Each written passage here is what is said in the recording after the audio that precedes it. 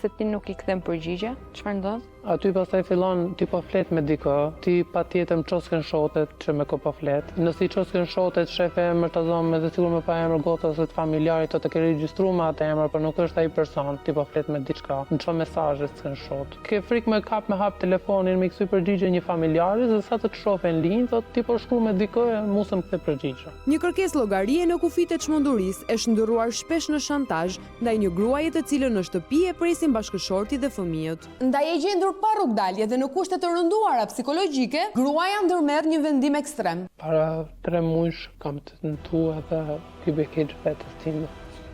Mu dukte një pjesë që është shpëtimi për mua. Ora piva ca koke që bjeri imi përdorte për mit. Kur kam gjuar shumën e djalit, shtëpi, aty thjesht jam ndërgjegjësu që jo gjithçka jam plen. Jo para fëmijëve, jo me vu personin tjetër mi bë keq vetes para fëmijëve. Pasi ndalet në këtë çmenduri që për pak i kushtoi jetën, 32 vjeçaria vendos ta ndajë me ne historinë e saj dhe më pas së bashku organizojmë një takim me ish partnerin e fshet me shpresën se do ta bindim të heqë dorë nga kërcënimet dhe shantazhet. Bëna të shkollës. Ke kafja? Jo, valla. Se? Shkem atje vesh, një. Se? Jo, po do bëjmë kafe, kam pi 3 kafe, shkem rrim. Ha ta pim një bashkë. Valla, ja. Pi të kafes, kam bezdif, më fort kafe. Unë është të duam shkëtoj, në është më bërtas. Po bërti çfarë dush? Me çet do thon? Masni. Ha po.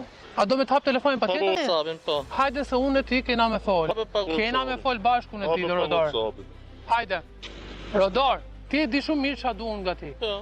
E din. Po. Mi bjer. Jo, si kam. Ku si ke? I kam telefon tjetër në shtëpi.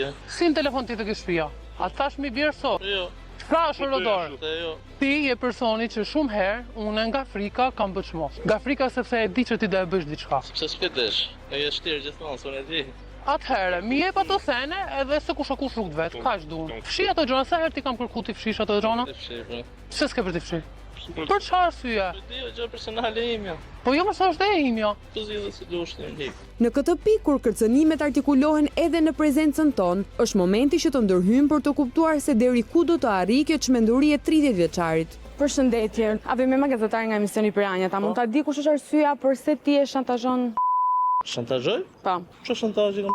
Nuk e bëra si shantazh? Jo. Për çfarë garë do të takosh Po sot? të diskutu për të fol. Për çfarë? Për të diskutu këtë pjesë. Se nuk pranove që të ulesh në kafe. Po sepse kuptova që është diçka, mendova ka sjell ndaj person e gjën për të bërë presion. Po ato bisedat për videot që ti i posedon të saj, Mi ka sjell me dëshirën e vet ti edhe? ka sjell ajo? Edhe ti ke të drejtën që ta shantazhosh me këto video? Zero, nëse ka një provë që e kam shantazhu. Po, i kemi provat, i kemi parë gjitha bisedat. Ku ti i thuaj që këto video do përfundojnë në duart e bashkëshortit të saj, djalit të saj. Ka 3 muaj që ja kam thënë të më bëhet. Në fakt ka 3 muaj që nuk ndalon duke ja thënë sa herë komunikojnë, duke e mbajtur gruan e re në një terror psikologjik të papërshkrueshëm. Tani je penduar, nuk do ja çosh me bashkëshortit. Por nuk ka lidhje, nuk do ja çoj, nuk ja kam çuar ndonjëherë. Këto video unë do ja çoj nënës tënde, bashkëshortit tënd, djalit tënd, nuk është kërcënim. Ishte momentale për diçka që ta thash i gjë diçka në telefon. Po patjetër. Ndoshta për ty është momentale, por për zonjën është një kërcënim që ato video intime ti ja dërgosh familjarëve të saj. Fakti që ti ke këto video dhe nuk pranon ti fshish, por kërkon që ti ja dërgosh bashkëshortit të saj, djalit të saj, është kërcënim, është shantazh. Nëse gjen që unë i kam thonë që hajde bëj diçka me mua, do t'i dërgoj këto video kështu të zerot. Edhe ti kur e kam përdorur në thonjza video duke thënë që i kam, gjithmonë sa herë gjeja duke fol me tjerë. Ti ke gjetur atë të flas me tjerë. Po, me 2-3. Ti je për xheloz. Po tjetër që ishte me mua, më thonë të jeti bota.